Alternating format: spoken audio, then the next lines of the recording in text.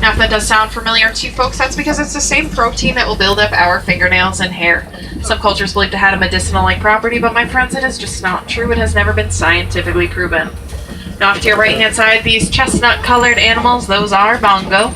Bongo are also known as the ghost of the forest because of how rarely they are seen. So it's a pretty rare sighting, you guys. But now we are heading out of the little Ituri forest and into the Sapi River, where if we are lucky, we will see one of the largest and most dangerous animals in the world. Can anyone guess what that might be? It is a Nile hippopotamus. They're a nocturnal species. They will spend most of their day underneath the water to keep from overheating. But they can hold their breath for about 8 minutes at a time down there. So as we drive by, you guys need to keep a close lookout underneath the water. See if you see anything running around down, some of them down there. I can't stop right here, but I'll go by pretty slow so we can try and see them. And you can see they are vegetarians, and you can see those big incisors there. Now I need us all to stay fully seated, my friends. So we'll stop right here to check these out. Now a group of hippos is known as a bloat. And as I was saying, they are very territorial creatures, but they are vegetarians. Now you guys might see these gray colored birds on the bank. Those are pink-backed pelicans. They get their name from the pink color that will emerge on their backs during mating season.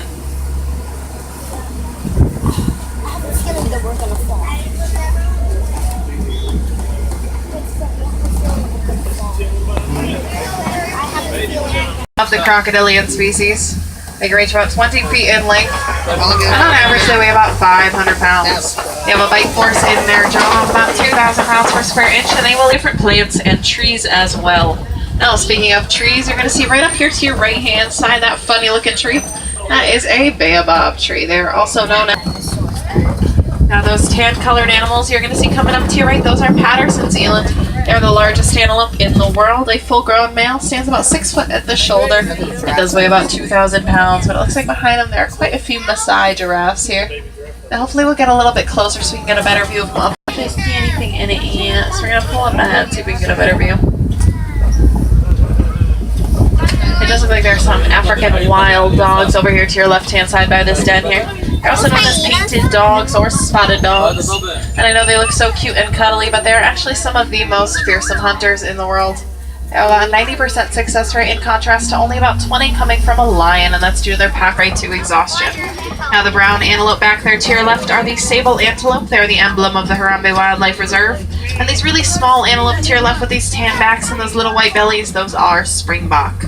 The Springbok only stand about 3 feet tall. The Savannah it is known as pronking, and when those Springbok are pronking, they can reach about 50 miles an hour, so they can often outrun many of their predators. That will also land them one of the spots on the top 10 fastest animals in the world.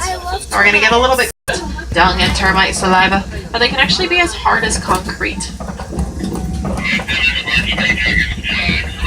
Now because of that, taller animals like these Maasai giraffe, you're going to stop right up here to look at this one coming up on your left. But these taller animals like Maasai giraffe and elephants like to use them as scratching posts, and as they get worn down from that, those smaller animals like those Springbok like to use them as lookouts for predators.